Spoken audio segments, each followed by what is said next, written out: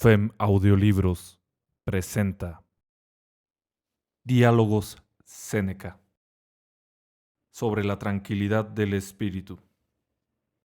Examinándome, se me hacían evidentes en mí algunos defectos, Séneca, puestos al descubierto, que podría tocar con la mano, otros más velados y en un recoveco, otros no permanentes, sino tales que se presentan con intervalos, que yo llamaría sin duda los más molestos, como enemigos caprichosos, que según las circunstancias nos asaltan, por cuya causa no es posible ninguno de ambos extremos, ni estar preparado como en guerra, ni despreocupado como en paz. Sin embargo, el rasgo que principalmente descubro en mí, ¿por qué razón? Pues, no voy a confesarte la verdad como a un médico, es el de haberme liberado en conciencia de las cosas que temía y odiaba, ni haberme sometido de nuevo a ellas. Me encuentro en un estado aún que no pésimo, sí quejumbroso y malhumorado al máximo. Ni estoy enfermo, ni estoy sano. No hace falta que digas que los inicios de todas las virtudes son endebles, que con el tiempo les llega el endurecimiento y la fortaleza. No ignoro tampoco que las cosas se afanan por las apariencias, la dignidad, digo, y la fama de elocuencia y todo lo que se somete al escrutinio ajeno, toma como cuerpo el paso del tiempo, tanto las que proporcionan la verdad valía como las que para agradar se aplican algún afeite. Esperan años hasta que poco a poco su transcurso les va secando el color. Pero yo temo que el hábito que confiere consistencia a las cosas hunda más profundamente en mí este defecto. El trato prolongado infunde el apego tanto a lo malo como a lo bueno. ¿Cómo es esta inestabilidad de mi espíritu indeciso entre lo uno y lo otro, y que no se inclina animosamente a lo correcto ni a lo perverso? No puedo mostrártelo tanto de una vez como por partes. Diré qué me sucede. Tú le encontrarás un nombre a la enfermedad. Me posee un amor exagerado a la austeridad, lo confieso. Me gusta no una habitación arreglada para la ostentación, no un vestido sacado de una arqueta, no uno comprimido con pesa y mil ingenios que lo obligan a brillar, sino uno casero y barato, que no haya que conservar y coger con cuidado. Me gusta una comida que ni la preparen ni la contemplen montones de esclavos, no encargada muchos días antes ni servida por manos de muchos, sino económica y sencilla, sin tener nada de rebuscado ni de costoso, que no va a faltar en ninguna parte, ni pesada para la bolsa ni para el cuerpo, que no vaya a salir por donde ha entrado. Me gusta un sirviente desaliñado y un tosco esclavo nacido en casa. La plata maciza de mi rústico padre sin nombre alguno de artesano, y no una mesa atractiva por la variedad de sus pintas, ni conocido en la ciudad por la larga serie de sus elegantes dueños, sino puesta para usarla, que ni distraiga por el placer los ojos de ningún comensal, ni los encienda por la envidia.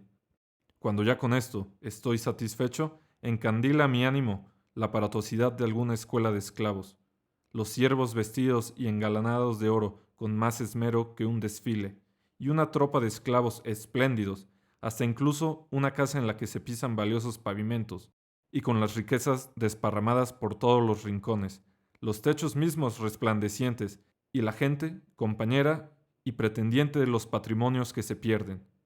¿A qué hablar de las aguas transparentes hasta el fondo y que fluyen alrededor de los banquetes? ¿A qué? ¿De los festines dignos de ese escenario? Me rodea cuando vengo de una larga estancia en la sobriedad, con gran esplendor, el lujo y por todas partes resuena. Mi vista titubea un poco. Ante él, alzo mi ánimo más fácilmente que mis ojos. Así pues, me retiro no más corrompido, sino más triste.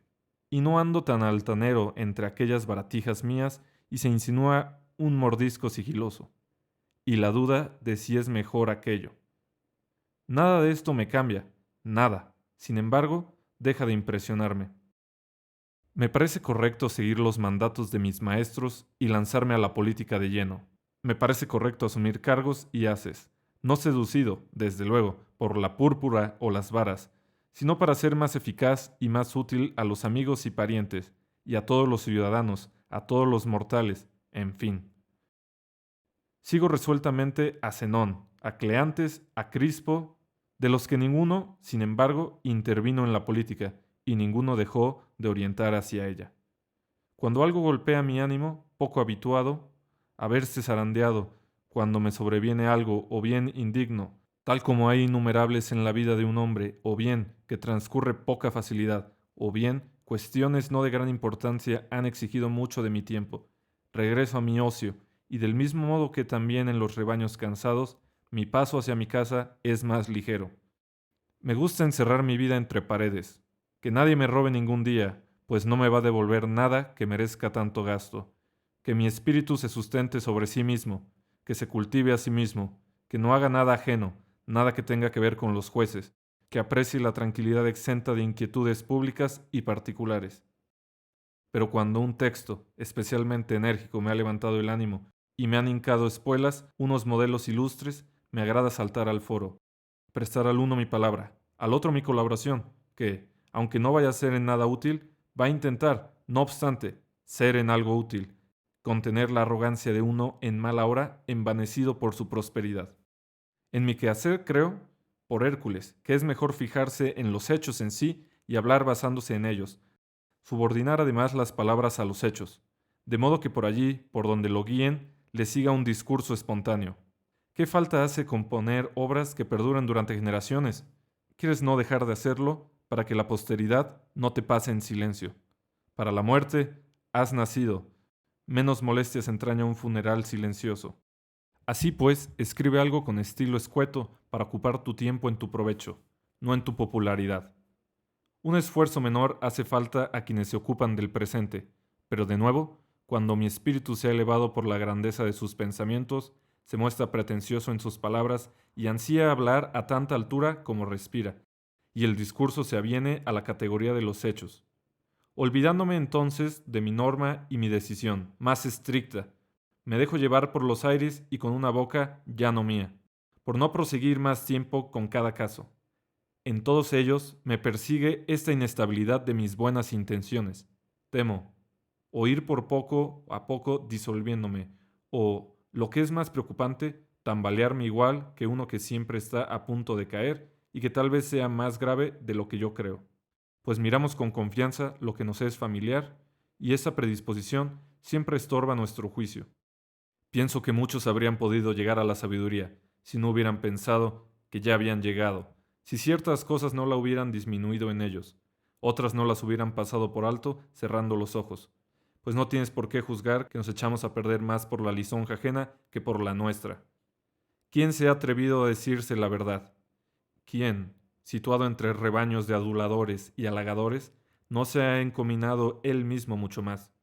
Así pues, te pido que, si tienes algún remedio con el que detener estas vacilaciones mías, me consideres digno de deberte mi tranquilidad. Sé que estas fluctuaciones de mi espíritu no son peligrosas ni provocan nada alarmante. Por explicarte con una comparación real de qué me quejo. No me siento agobiado por el temporal, sino por el mareo. Extírpame, pues, este mal, sea lo que sea, y socorre al que pena con la tierra a la vista.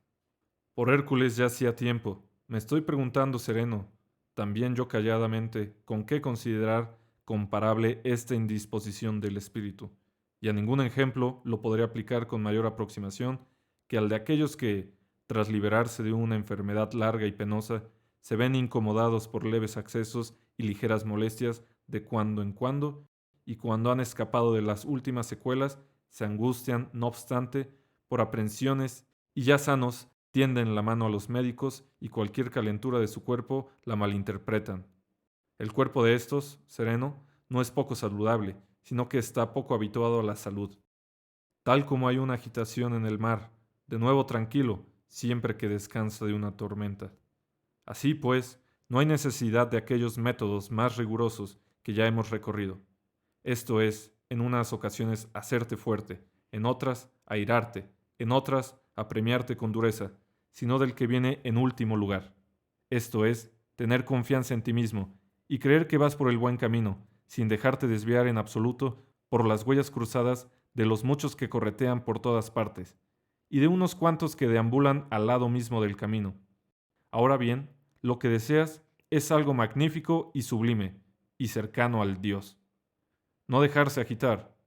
Esta disposición inmutable del espíritu la llaman los griegos eutimía. sobre la que hay un libro de Demócrito extraordinario. Yo la llamo tranquilidad, pues tampoco es necesario imitar y adaptar las palabras según su forma.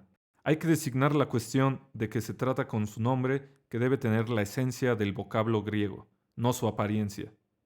Queremos saber entonces cómo logrará el espíritu avanzar siempre con rumbo inalterable y venturoso, y mostrarse favorable a sí mismo y mirar contento sus bienes y no interrumpir esta satisfacción, sino mantenerse en un estado apacible, sin engreírse nunca ni deprimirse. Esto será la tranquilidad. Indaguemos en general cómo se puede llegar a ella. Tú tomarás lo que quieres de un remedio universal. Por ahora hay que sacar al medio el vicio entero, para que cada cual identifique su parte en él. Al mismo tiempo, tú comprenderás hasta qué punto tienes menos complicaciones con ese descontento contigo mismo, que aquellos a los que atados a una profesión relumbrante y apurados bajo magníficos títulos, mantienen en su simulación más su vergüenza que su voluntad. Todos se hallan en el mismo caso, tanto estos que se sienten agobiados por su liviandad y su hastío, y los continuos cambios de sus planes, a quienes siempre gustan más los que han abandonado, como aquellos que languidecen y bostezan. Añade a los que, no de otro modo que quienes tienen un sueño difícil, se giran y se ponen de esta forma y de aquella hasta que encuentran el reposo, gracias al cansancio. Modificando continuamente su estilo de vida, se quedan por último en aquel en que los atrapa no la aversión a cambiar, sino la vejez reacia a innovar. Añade también a aquellos que son poco tornadizos, no por culpa de su constancia, sino de su indolencia, y viven no como quieren, sino como empezaron. En fin, son incontables las características, pero una sola la consecuencia de este vicio: sentirse a disgusto con uno mismo. Esto proviene de la destemplanza del espíritu y de los deseos medrosos o malogrados, cuando o bien no se atreven a todo lo que codician, o bien no lo consiguen y se enfrascan por completo en sus esperanzas. Son inestables y mudables siempre, lo cual es inevitable que suceda a los vacilantes. Por cualquier vía se encaminan hacia sus objetivos y se aprenden e imponen acciones deshonestas y difíciles. Y cuando su empeño queda sin recompensa, los tortura una vana vergüenza, y no se lamentan de haber pretendido el mal, sino de haber pretendido inútilmente.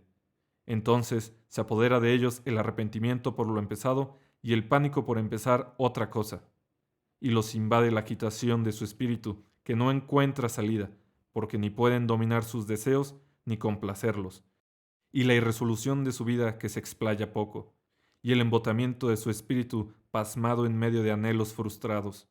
Todo esto resulta más grave cuando se han refugiado en el ocio por odio a una desdicha hacendosa, en aficiones solitarias, y que no puede tolerar su espíritu, inclinado a los asuntos públicos y deseoso de actuar e inquieto por naturaleza. Que haya, por supuesto, poco consuelo en él. Solo por eso, si se les suprime el entretenimiento que a los ocupados les proporcionan sus propias obligaciones, no soportan su casa, su soledad, sus paredes. Mal de su grado se ve abandonado a sí mismo.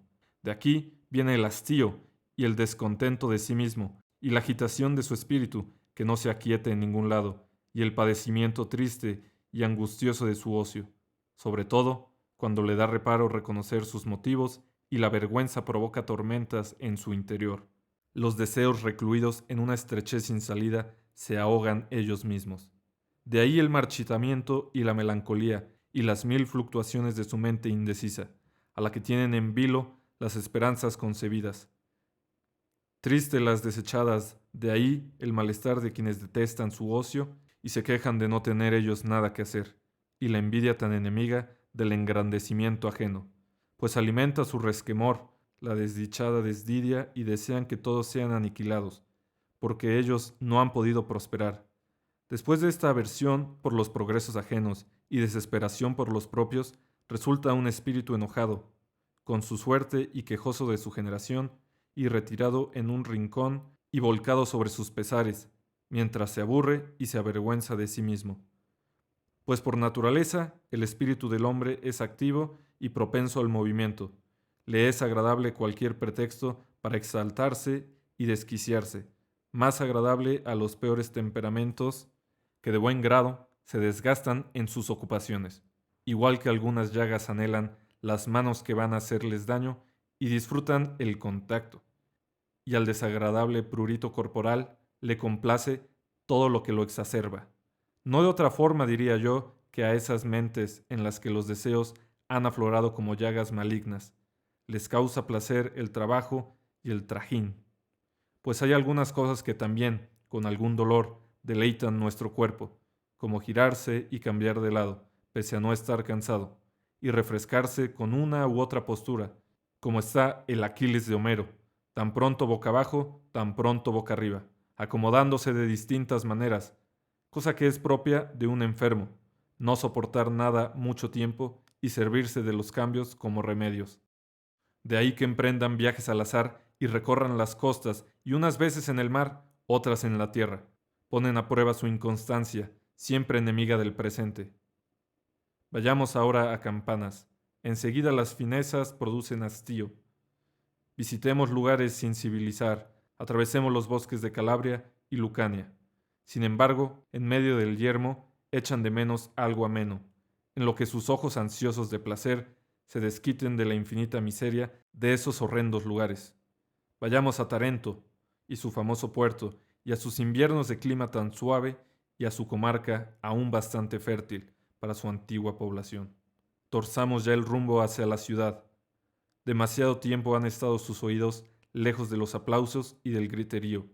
Ya les apetece también disfrutar con la sangre humana. Emprenden un viaje tras otro y cambian unos espectáculos por otros espectáculos, como dice Lucrecio. Pero, ¿de qué le sirve si no puede escapar? Uno va consigo mismo, y como un acompañante pesadísimo, se molesta a sí mismo. Así pues, debemos percatarnos de que el defecto por el que pasamos fatigas no es de los lugares, sino nuestro. Somos débiles para tolerarlo todo. No soportamos ni el trabajo, ni el placer, ni a nosotros mismos, ni ninguna cosa mucho tiempo. Algunos los ha llevado a la muerte el hecho de que, aunque cambiando a menudo sus planes, volvían otra vez a lo mismo, y no habían dejado lugar a la novedad. Empezó a provocarles hastío la vida y el mundo mismo, y salió típico de las voluptuosidades desgranadas. ¿Hasta cuándo lo mismo? Contra este tedio me preguntas, ¿qué recurso creo que hay que emplear? El mejor sería, según afirma Atenodoro, mantenerse ocupado en la acción y en la dedicación a la política y en los cargos públicos. En efecto, igual que algunos pasan el día al sol y en el entrenamiento y cuidado de su cuerpo, para los atletas es de lejos lo más práctico alimentar la mayor parte del tiempo sus músculos y su vigor, única cosa a la que se han dedicado. Así para vosotros, que preparáis vuestro espíritu para la contienda política, es de lejos lo más conveniente estar en actividad. En efecto, como tiene el propósito de hacerse útil a sus conciudadanos y a los hombres en general. El que se ha aplicado plenamente a sus tareas administrando, según su capacidad, asuntos del común y privados, al mismo tiempo se ejercita tanto como saca provecho. Pero dice, puesto que en medio de esta ambición tan desaforada de los hombres, con tantos calumniadores que retuercen en el mal sentido lo recto, la sinceridad está mal preservada y siempre va a haber algo que estorbe más que algo que concluya bien. Hay que retirarse del foro y de la vida pública, pero un gran espíritu tiene don de explayarse sin restricciones, incluso en la vida privada. Y como el ímpetu de los leones y de los animales con unas rejas se reprime, no así el de los hombres, cuyas acciones más notables se dan en la soledad. Sin embargo, se recatará de tal manera que donde quiera que esconda su ocio, continúe queriendo ser útil a los hombres, por separado y en conjunto con su talento, con su palabra, con su consejo, pues no es el único en ser útil al Estado, el que promueve a los candidatos y defiende a los acusados, y decide sobre la paz y la guerra, sino que quien anima a la juventud, quien, en medio de una escasez tan grande de buenos maestros, inculca la virtud en sus espíritus, quien aferra y retiene a los que se lanzan a la carrera hacia el dinero y el lujo, y ya que no otra cosa, al menos los demora, desempeña en privado una función pública. ¿Acaso hace más el pretor que entre extranjeros y ciudadanos, o, si es urbano, a los que a él se presentan? Proclama el dictamen de su asesor, que quien proclama qué es la justicia, que la piedad, que la paciencia, que la fortaleza, que el menosprecio de la muerte, que el conocimiento de los dioses, hasta qué punto la buena conciencia es un bien gratuito. Luego, si aplicas a tus estudios el tiempo que sustraes a tus funciones, no habrás desertado ni desacreditado tu cargo, pues no es el único en guerrear aquel que está en la vanguardia y defiende el flanco derecho y el izquierdo, sino que también quien protege las puertas y hace las guardias menos peligrosas, pero no ociosas, y está de centinela y vigila el arsenal. Estas tareas, por más que incruentas, se incluyen entre los militares. Si te consagras a los estudios, habrás eludido todo el hastío de la vida, y no ansiarás que se haga de noche por tu aburrimiento de la luz. No serás molesto para ti ni innecesario para los demás. A muchos atraerás a tu amistad y acudirán a ti los mejores, pues la virtud, por más que disimulada, nunca queda invisible, sino que da señales de sí misma. Todo el que sea digno la barruntará por sus huellas. En efecto, si eliminamos toda relación y repudiamos al género humano, y vivimos solo pendientes de nosotros mismos, a esta soledad, carente de todo estudio, seguirá la falta de quehaceres. Procederemos a levantar unos edificios, a derribar otros y a desviar el mar, y a hacer subir el agua contra las dificultades del terreno y a malversar el tiempo que la naturaleza nos ha dado para nuestro consumo. Unos lo empleamos con parsimonia, otros con prodigalidad. Unos lo intervenimos de tal manera que podemos rendir cuentas, otros de manera que no nos queden ni los restos. Una actividad que no puede ser más vergonzosa. A menudo un anciano bien viejo no tiene ningún otro argumento con que demostrar que ha vivido mucho excepto su edad. Me parece, queridísimo Sereno, que Atenodoro cedió demasiado ante las circunstancias, que las rehuyó demasiado pronto. Y no voy yo a negar que a veces haya que retirarse, pero retrocediendo gradualmente y salvando las enseñanzas, salvando el honor militar. Para sus enemigos son más respetados y más intocables quienes se rinden con las armas en la mano. Esto pienso que ha de hacer la virtud y el amante de la virtud.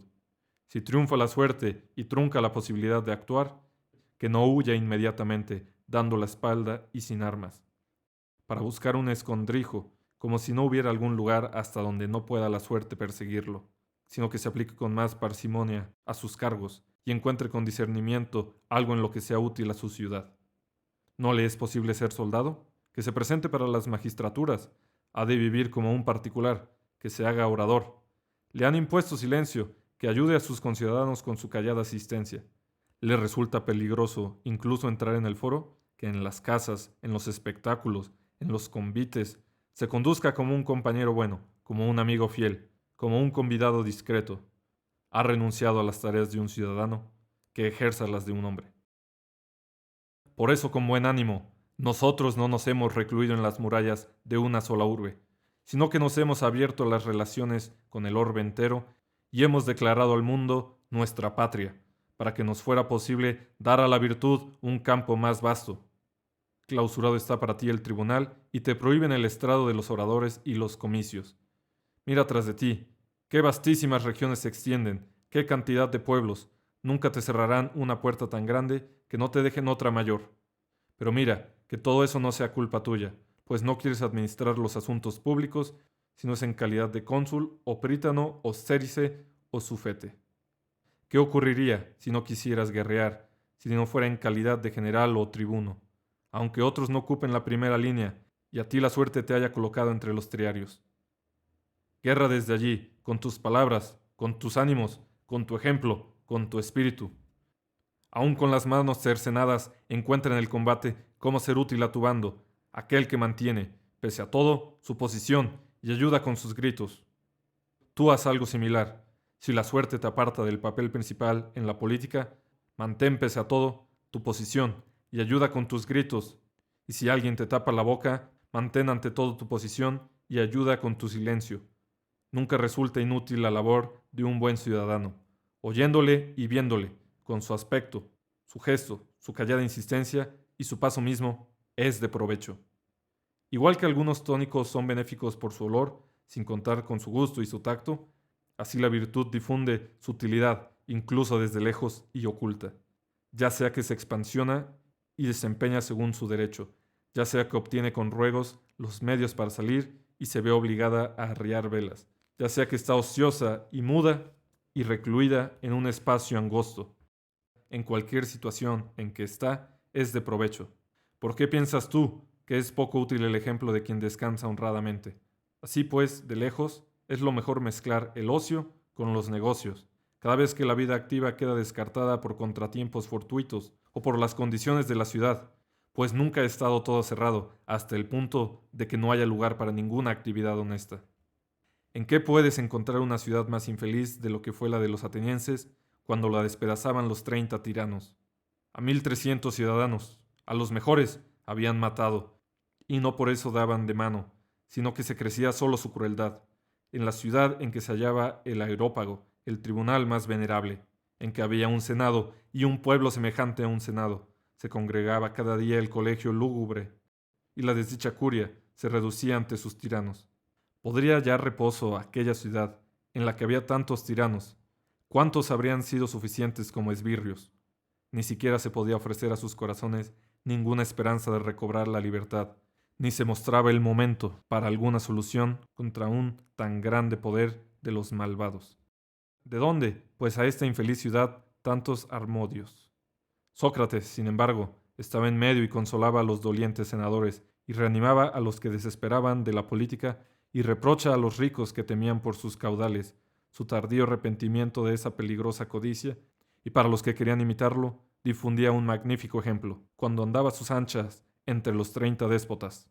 A este, sin embargo, la misma Atenas lo mató en la cárcel y la libertad no consintió la libertad del que había insultado impunemente al batallón de los tiranos. Debes saber que, por un lado, en una república corrompida, el hombre sabio tiene ocasión de darse a conocer, que por otro, en una próspera y feliz reinan el orgullo, la envidia y otros 1.000 defectos pasivos. Luego, según como se presente la política, según como lo permita la suerte, así o nos expansionaremos o nos encogeremos. En todo caso, nos moveremos y no nos aturdiremos paralizados por el miedo. Más aún, será un hombre aquel que ante todos los peligros que lo acechan por todas partes, ante las armas y las cadenas que rechinan en derredor, no destroza su virtud ni la disimula, pues preservarse no es enterrarse, con razón. A mi entender, Curio Dentato afirmaba que prefería estar muerto a parecerlo. La última de las desgracias es borrarte del número de los vivos antes de morir. Pero lo que habrás de hacer, si topas con un tiempo desapacible en la política, es asignarte más para tu ocio y tus letras, y poner rumbo al puerto de inmediato, no de otra forma que en una singladura peligrosa, y no esperar a que las circunstancias te suelten, sino separarte tú mismo de ellas. Ahora bien, primero deberemos examinarnos bien nosotros mismos, después los asuntos que vamos a emprender, después a causa de quiénes y con quiénes. Ante todo, es preciso valorarse a sí mismo, porque generalmente nos imaginamos poder más de lo que podemos. Uno da un resbalón por la confianza en su elocuencia, otro le ha impuesto a su patrimonio más de lo que podía soportar, otro ha abrumado su cuerpo endeble con una tarea fatigosa. La timidez de algunos es poco apropiada para los asuntos oficiales, que requieren una expresión enérgica. La terquedad de otros no dice con la corte. Unos no tienen su ira bajo control y un enfado cualquiera los exalta hasta las palabras temerarias. Otros no saben contener su ingeniosidad y no se abstienen de las bromas peligrosas. Para todos estos, el reposo es más práctico que una ocupación. El altanero intolerante por naturaleza que evite las tentaciones de una libertad que va a perjudicarlo. Hay que tener en cuenta si tu temperamento es más adecuado para hacer cosas o para una afición ociosa a la contemplación, e inclinarse a donde te lleven las condiciones de tu talento.